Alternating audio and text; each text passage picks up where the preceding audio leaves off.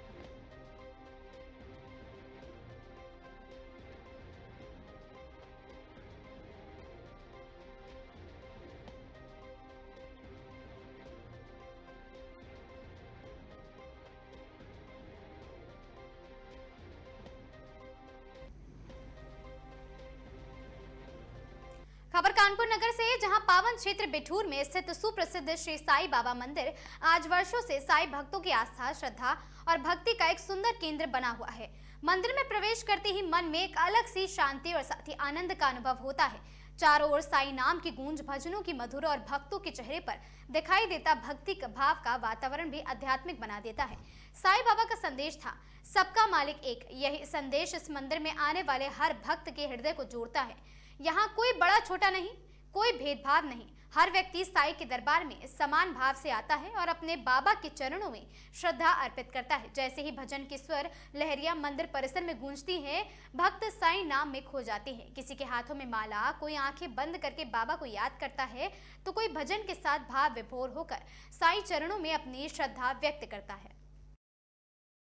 अपना नमन क्या शुभकामना अपने बिठूर विधानसभा में देना चाहिए। देखिए, हमारी बिठूर विधानसभा है। मैं सबसे पहले 15 अगस्त की क्षेत्रवासियों को और सभी नगरवासियों को बहुत बहुत शुभकामनाएं देना चाहते हैं। ये जो बिठूर विधानसभा है, ये ऐतिहासिक विधानसभा है। इसमें नाना रावपारा और ब्रह्मा जी की खूंटी भी है। उसको देखते हुए ये प्रदेश में एक अलग इसका स्थान दिया गया और इनमें जो आपके विधानसभा के प्रत्याशी उनको किस तरीके से अपनी बात को पटाने काम करेंगे। और 2000 विधान देखिए, ये बिठूर विधानसभा में ये बिठूर जो है एक तीर्थ स्थल है, जहाँ पर माननीय रानी लक्ष्मीबाई और हमारे बहुत सारे जो महायोद्धा हैं, इन्होंने यहाँ पर जन्म लिया है। और हमारा ये बिठूर एक तीर्थ स्थल है। और जो हमारे क्षेत्र के सभी बिठूर विधानसभा से जो प्रत्याशी तैयारी कर रहे हैं, ये बहुत बड़ी विधानसभा है, सबसे लंबी विधानसभा है बिठूर विधानसभा, सबसे लंबी विधानसभा। एक तरफ आपके क्षेत्र के विधायक विकास की बात करते हैं और उनके बारे में आपका क्या कहना है? देखिए, बिठूर विधानसभा ये जो जब से बिठूर विधानसभा बनी है, जब से इसके पहले समाजवादी पार्टी की सरकार थी, तब उस सरकार में विकास हुआ था। अब देखिए, यहाँ पर खनन का विकास हुआ है। यहाँ अवैध खनन और लोगों की जमीनें कब्जा की जाती है। लगातार फर्जी मुकदमे लिखे जा रहे हैं। एक बिठूर थाना एक ऐसा थाना है जिसमें जात विशेष के लोगों ने हमारे ऊपर खुद, जब मैं तैयारी कर रहा हूँ, 2 जिला पंचायत भी मैं चुनाव लड़ चुका हूँ, और मेरे पर खुद मेरे लाइसेंसी राइफल रिवाल्वर जमा करके हमारी फर्जी क्रिमिनल हिस्ट्री बना दी और हमारे ऊपर इतने मुकदमे फर्जी लाद दिए हमारे परिवार पर कि दबाव बनाने के लिए, क्योंकि मैं इनके जो ये अंग्रेजों का शासन अंग्रेजों का शासन के हिसाब से चल रहे थे, जो एक तानाशाही उनके दिमाग पर थी, जो लोगों को परेशान कर रहे थे, उनके खिलाफ मैंने मुद्दा भी उठाया था। इसलिए हम लोगों को लगातार फर्जी मुकदमे लिखे। हमारा मोबाइल भी एक भदौरिया बिठूर कस्बा इंचार्ज है, जिसने हमारे मकान पर कब्जा कराना चाहता है और हमारे मोबाइल भी हमारा छीन लिया, जिसकी भी मैंने शिकायत कमिश्नर और थानाध्यक्ष और मंडलायुक्त साहब को किया है। अभी तक मेरा मोबाइल नहीं दे रहा। वसूली के चक्कर में ये सब जो पुलिस दरोगा जो भाजपा के हैं, ये सत्ता के संरक्षण में फल फूल रहे हैं और ये गलत कार्य कर रहे हैं। बीजेपी का कहना है कि सपा सरकार गुंडों की सरकार हुआ करती, तो उसके बारे में देखिए, सपा सरकार में कभी आज तक कोई गुंडाई नहीं हुई है। गुंडाई की सरकार में पुलिस के सामने इनकाउंटर किए जाते हैं, लोगों को मारा जाता है। आप सब देख रहे हैं इनके खिलाफ जो आवाज़ उठाता है, उसको फर्जी मुकदमे में फर्जी दर्शा देते हैं और फर्जी कहानी बनाते हैं, फर्जा इनकाउंटर कर देते हैं। और ये जितनी बड़ी अपराधी और ये मान लीजिए इससे अंग्रेज भी सही थे भाजपा से, जो उनका शासन जो लागू है, इतना अत्याचार किसी सरकार में नहीं हुआ है। आप रिकॉर्ड उठा के देखिए। और रही बात समाजवादी पार्टी सरकार की, सरकार में विकास विकास इतना हुआ है कि 100 साल का रिकॉर्ड उठा लेने ये इतना विकास किसी सरकार में नहीं हुआ है। अच्छा, ये अगले से बताइए आपने विधानसभा माफिया मुक्त करने का हम कार्य करेंगे, क्योंकि बिठूर विधानसभा में सबसे ज्यादा अवैध खनन और अवैध जमीनों का कब्जा हुआ है और माफिया जितने हैं सब बिठूर में है, जिन्होंने हजारों करोड़ों की अवैध जमीनें बिठूर विधानसभा में बेची है। जो भाजपा के लोग हैं, भाजपा के गुंडे हैं, भाजपा के माफिया हैं, सब भाजपा के जो पुलिस से साठ-गांठ करके कार्य करते हैं। इसमें जो अधिकारी हैं कानपुर के, वही अधिकारी यहाँ रहते हैं जो भाजपा के इशारे पर कार्य करते हैं। झूठे मुकदमे जो समाजवादी पार्टी के लोगों पर, यादवों पर जो पिछड़े और दलित के लोग हैं, उन पर मुकदमे लिख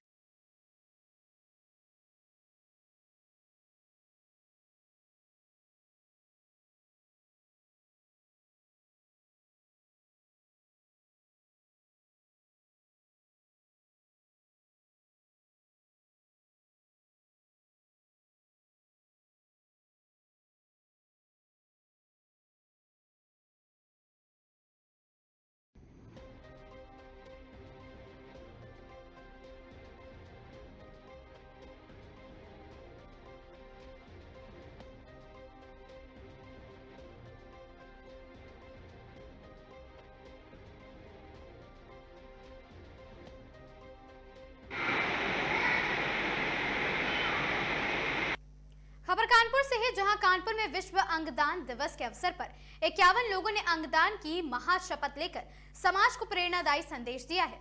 दधीची देहदान संस्थान के तत्वाधान में आयोजित कार्यक्रम में मुख्य अतिथि जिलाधिकारी जितेंद्र प्रताप सिंह ने सभी को अंगदान की शपथ दिलाई और साथ ही कार्यक्रम में मेडिकल कॉलेज के प्राचार्य डॉक्टर संजय काला समेत कई चिकित्सक और साथ ही गणमान्य लोग मौजूद रहे। अंगदान के लिए संकल्प लेने वाले लोगों को प्रमाण पत्र देकर सम्मानित किया गया और आयोजकों ने बताया कि अंगदान का ये संकल्प जरूरतमंद मरीजों के जीवन को बचाने में महत्वपूर्ण भूमिका निभा सकता है। से चल रहा है, उसका मैं संस्थापक और संयोजक हूं। मेरा नाम मनोज सेंगर है। आज विश्व अंगदान दिवस के अवसर पर जीएसवीएम मेडिकल कॉलेज के LT1 सभागार में हम लोगों ने 51 व्यक्तियों को अंगदान की शपथ लेने के लिए आमंत्रित किया हुआ है, जिसमें समाज के कुछ प्रमुख लोग भी शामिल हैं, जिसमें कि विश्व हिंदू परिषद के प्रांतीय अध्यक्ष राजीव महाना जी हैं, उत्कर्ष अकादमी के निदेशक डॉक्टर प्रदीप दीक्षित जी हैं, हमारे साथ में मनीष सिंह जी जो कि जीएसवीएम के वरिष्ठ न्यूरोसर्जन है, वो भी अंगदान की शपथ ले रहे हैं। साथ में नेफ्रोलॉजिस्ट डॉक्टर युवराज गुलाटी जी अंगदान की शपथ ले रहे हैं। धर्म संघ के संयोजक पंडित श्रेष्ठ नारायण त्रिवेदी पप्पू भैया भी अंगदान की शपथ ले रहे हैं। इस प्रकार से समाज के ये वरिष्ठ जन जब अंगदान की शपथ लेते हैं तो दूसरे लोगों को प्रेरणा प्राप्त होती है। इसी के साथ आज 51 व्यक्तियों ने अपने अंगों का दान करके 8 व्यक्तियों का जीवन बचाने की शपथ ली हुई है। जैसा कि आपको मालूम है, एक व्यक्ति के अंगदान से 8 लोगों का जीवन बचाया जा सकता है और भारतवर्ष में इस समय भी अंगदान करने वालों की संख्या बहुत थोड़ी है। आज विश्व अंगदान दिवस के अवसर पर हम लोगों ने कुछ लोगों को जागरूक करके ये प्रयास किया हुआ है कि हमारे जाने के बाद हमारे अंग जीवित रहें, किन्हीं लोगों को जीवन दे जाएं। आज के समय में इससे बड़ा और कोई दान नहीं हो सकता है, ऐसा मेरा मानना है। इसी क्रम को पूरा करने के लिए आज हम लोगों ने ये कार्यक्रम जीएसवीएम में रखा हुआ है। चीफ गेस्ट ऑनर कौन थे? चीफ गेस्ट ऑनर इस बार हमने इस अंगदान दिवस के अवसर पर इन 5 विभूतियों को ही अपने मुख्य अतिथि के रूप में यहाँ पर सम्मानित किया हुआ है और इन 5 व्यक्तियों को अंगवस्त्र और माल्यार्पण करते हुए हमने आज के मुख्य अतिथि का सम्मान इसलिए दिया हुआ है क्योंकि ये अलग अलग क्षेत्रों में हजारों व्यक्तियों का ये लोग प्रतिनिधित्व करते हैं। कोई धर्म संसद से आता है, कोई विश्व हिंदू परिषद से आता है, कोई व्यक्ति चिकित्सकों की श्रृंखला को पूरा करता है और कोई व्यक्ति सामाजिक क्षेत्र में IAS और PCS बनाने का काम करता है।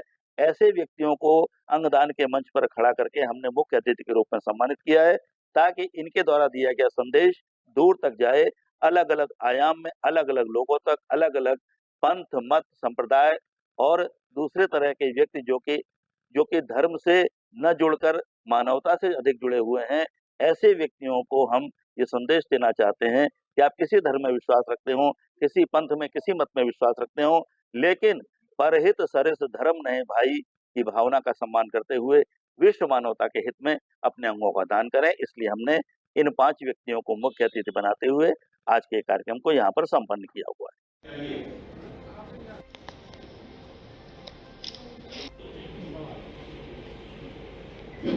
खबर कानपुर नगर से है, जहां उपाध्याय राष्ट्रीय सफाई कर्मचारी आयोग भारत सरकार हरदीप सिंह गिल ने जनपद भ्रमण के दौरान सर्किट हाउस सभागार में संबंधित अधिकारियों के साथ सफाई कर्मचारियों के हितों, उनकी सुरक्षा तथा कल्याण से संबंधित व्यवस्थाओं की समीक्षा की है। उन्होंने अधिकारियों के साथ बैठक कर सफाई कार्य से जुड़े कर्मियों की सुरक्षा एवं उनके हितों में संचालित व्यवस्थाओं की जानकारी ली तथा आवश्यक दिशा निर्देश भी दिए हैं।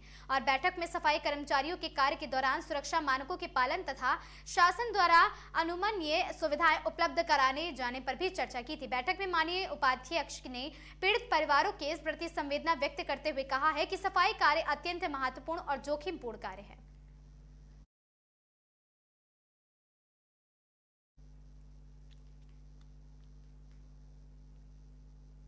घाटमपुर जहानाबाद मार्ग पर 15 अगस्त की रात से 16 अगस्त की सुबह तक रहेगा अस्थायी बंद। वरिष्ठ अनुभाग और अभियंता घाटमपुर उत्तर मध्य रेलवे झांसी उपकेंद्र कुमार ने बताया है कि घाटमपुर से जहानाबाद जाने वाली सड़क पर हमीरपुर घाटमपुर सेक्शन के मध्य स्थित रेलवे सामपार संख्या 80 रेलवे किलोमीटर 1394/17 से 18 पर रेलवे यातायात की सुरक्षा दृष्टिगत रेल मरम्मत कार्य कराया जाना सुनिश्चित किया गया है।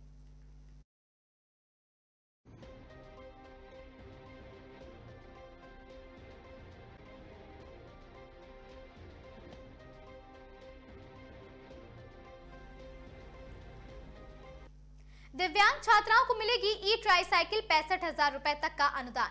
जिला दिव्यांग सशक्तिकरण अधिकारी विनय उत्तम ने बताया है कि प्रदेश शासन दिव्यांगजन सशक्तिकरण अनुभाग 2 द्वारा शासन आदेश 2026-3 और साथ ही बटे 1379776/2026/65/2002 के तहत स्कूल जाने वाली शिक्षण प्रशिक्षण प्राप्त कर रही दिव्यांग छात्राओं को ई ट्राईसाइकिल दिए जाने हेतु अनुदान नियमावली 2026 प्रख्यापृति की गई है। और साथ ही वित्तीय वर्ष 2026 से 27 में जनपद के प्रत्येक विधानसभा क्षेत्र में 20-20 कुल 200 ई ट्राईसाइकिल दिए जाने का लक्ष्य भी निर्धारित किया गया है। और साथ ही आपको बता दें, योजना के अंतर्गत प्रत्येक ई ट्राईसाइकिल के लिए अधिकतम 65,000 रुपए का अनुदान अनुमान्य और साथ ही योजना के लिए पात्रता निर्धारित करते हुए बताया गया कि मस्कुलर और साथ ही डिस्ट्रोफी, स्ट्रोक और साथ ही सेरेब्रल पॉल्सी और साथ ही सभी आदि से ग्रसित प्रभावी अथवा सामान्य शारीरिक स्थिति वाले ऐसे दिव्यांगजन जिनकी दृष्टि एवं मानसिक स्थिति ठीक हो, कमर के ऊपर का भाग स्वस्थ हो तथा जो मोटरसाइकिल ट्राईसाइकिल पर बैठकर उसका संचालन करने में सक्षम हो और मुख्य चिकित्सा अधिकारी द्वारा उनकी दिव्यांगता 40% तक या उससे अधिक प्रमाणित की गई हो, वो पात्र होंगे।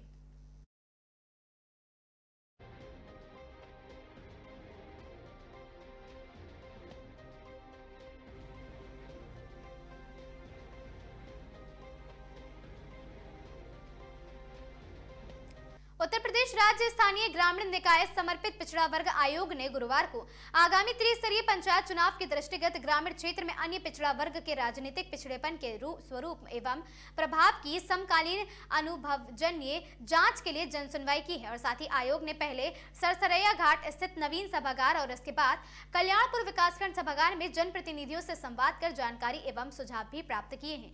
आयोग के सदस्यों ने निवर्तमान जिला पंचायत सदस्यों और साथ ही ब्लॉक प्रमुखों एवं प्रशासकों द्वारा ग्रामों प्रधानों एवं प्रशासकों तथा क्षेत्र पंचायत सदस्यों एवं प्रशासकों से स्थानीय ग्रामीण निकायों में पिछड़ा वर्ग की राजनीतिक भागीदारी पर चर्चाएं की हैं।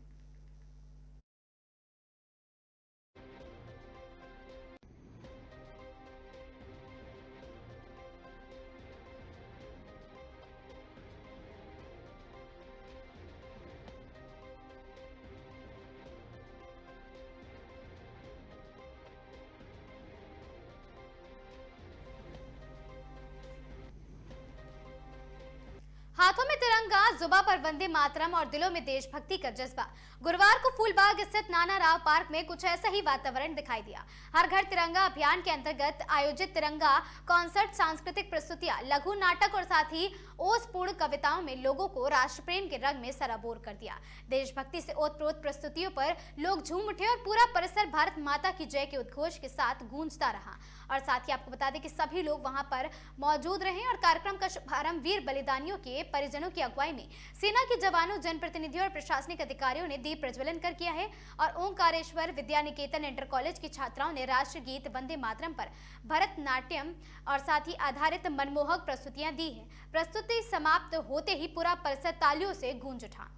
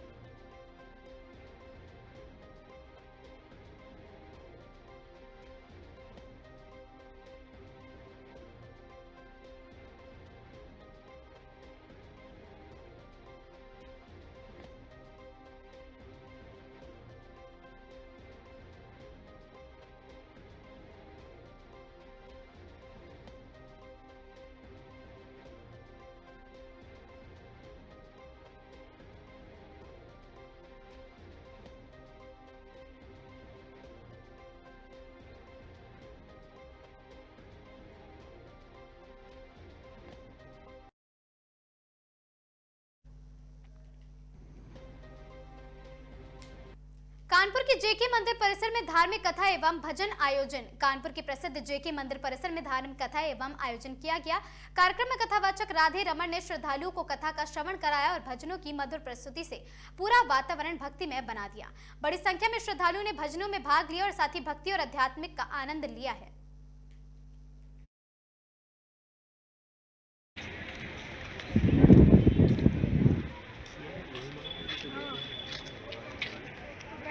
कोई भीड़ भाड़ तो है नहीं।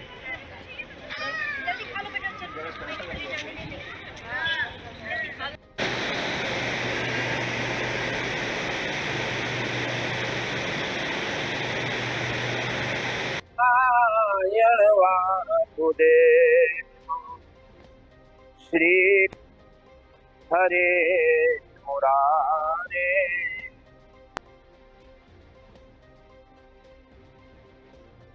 साप्ताहिक श्रीमद् भागवत कथा का अनुष्ठान किया गया है हमारे राधा कृष्ण कृष्ण टेम्पल की ओर से। और यहाँ संदेश ये देना चाहता हूँ कि भगवान की असीम अनुकंपा, जब भगवान की बहुत बड़ी महती कृपा होती है तो मानव का जन्म मिलता है। और मानव जन्म पा करके हम विषयों में फंस जाते हैं, भटक जाते हैं और अपने जीवन को कुमार्ग पर ले जाते हैं। इस कथा के माध्यम से हम ये संदेश देना चाहते हैं कि जो हमारे भक्तगण हैं, जो यहाँ पर आए हैं, यहाँ पर उपस्थित हैं, वो अपने मानव जीवन के कल्याण के लिए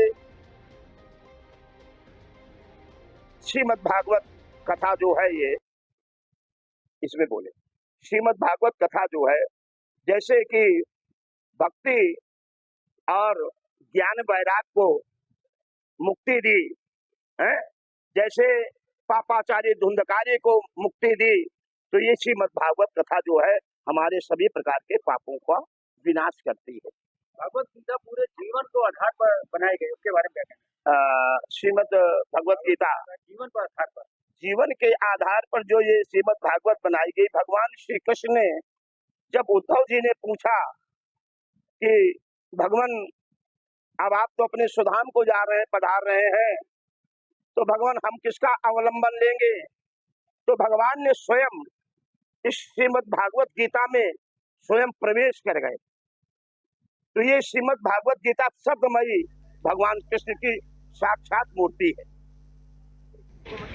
इन खबरों में आज के लिए बस इतना ही। ऐसी खबरों से लगातार जुड़े रहने के लिए बने रहें हमारे साथ और देखते रहें आगाज टाइम्स।